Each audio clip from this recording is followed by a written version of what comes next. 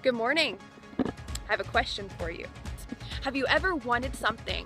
Have you ever desired something in your life, to accomplish something or to create something so deeply in your gut that you dream about it, that you wake up thinking about it, that you're daydreaming about it, that when things don't seem to go your way or you feel like you're struggling one day, you get emotional and upset.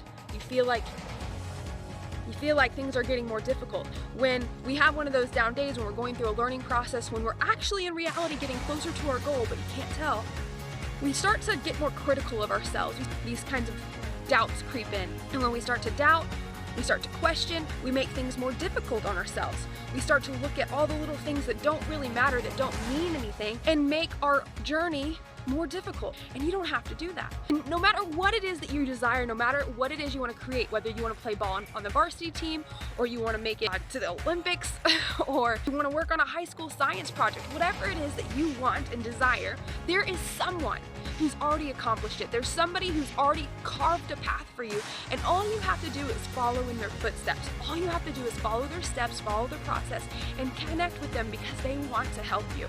Sometimes we feel like we have to do it all on our own, like it's up to us, like we have to make our own way, and that's just a lie. You don't have to make the process harder than it is or reinvent the wheel. When we talk about modeling people who have been successful, let's talk about one of the most decorated Olympic athletes of all time, Michael Phelps. He's an Olympic swimmer.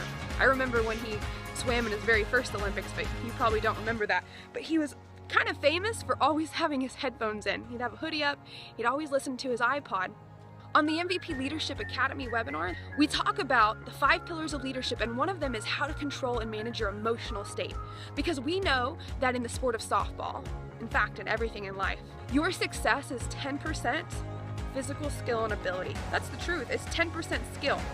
The rest of the 90% is your mental preparedness, your ability to control your mind and your approach and your attitude, and to make sure that you're in a peak state to perform at your highest levels. And yet when we look at how we spend our time and we look at what we're doing from day to day, we're out on the practice field, we're working on, our grip on our rise ball, we're working on our stance, we're working on all these physical things, and we don't take time to focus on the 90% that actually going to prepare us to go through all the physical journey that we have to go through to play at that elite level. So you look at Michael Phelps, listening to his headphones. What is he doing? He's programming his brain. He's programming his mind. I talk about this in depth in the latest All-Star Insights, where I talk about the 11 things you have to do before every single game. If you have a choice between listening to a song that's kind of a downer, mellow jazz song, or listening to a song that gets you fired up, excited to be with your teammates, you feeling like you're powerful and you're gonna go up and you're gonna hit a home run, which one are you gonna pick? Yeah, you're gonna pick the one that gets you fired up, right? Baseball players, when they walk up to the plate, they all have that theme song, that walk-up music, right? That they listen to as they walk up. That's a thing called an anchor, and it gets their brain in a peak physical state. And when you use that again and again and again, it tells your brain, all right, this is my zone. I'm familiar with this place. I know how I'm supposed to feel in this state. And that's just one way that you can control your brain. You can also do that with words, by the way. You can do it with physical motions. We'll talk more about that on the webinar. Make sure you get registered. In the meantime, I promised you a new clue that you've unlocked. Clue number 4, so you can win this limited edition Fast Pitch Fit t-shirt. Now, I said there's 22,000 of you. I had to make it a little bit hidden, but it's not hard. It's not difficult. You just have to follow the steps. So here is your 4th clue. There's only 5, so pay close attention. If you're staying connected, it's easy to find. Just follow the links and continue to follow this rhyme. The MVP motto, it's time to play up. To find these instructions, you'll have to show up. If these t-shirts are meant for you, you must stay till the end because, well, that's what leaders do.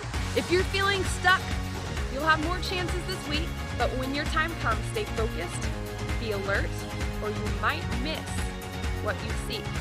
So, don't miss what you seek. Start leveraging a playlist. Design your anthem. Pick what's that song that gets you fired up. Right now, mine's On Top of the World, right? You heard me use it in the latest video.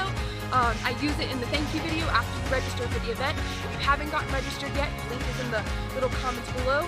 Make sure you get registered for either the event Tuesday at 8 p.m. Central Time. Ooh, look, V for victory. Can you see him? They said, oh yeah, good luck. That's V for victory. So make sure you get registered Tuesday, Thursday, and we're gonna do an encore presentation next Sunday. So make sure you get registered. Until then, this is Coach Jen from Fast Pitch Fit challenging you to play up. See you next time.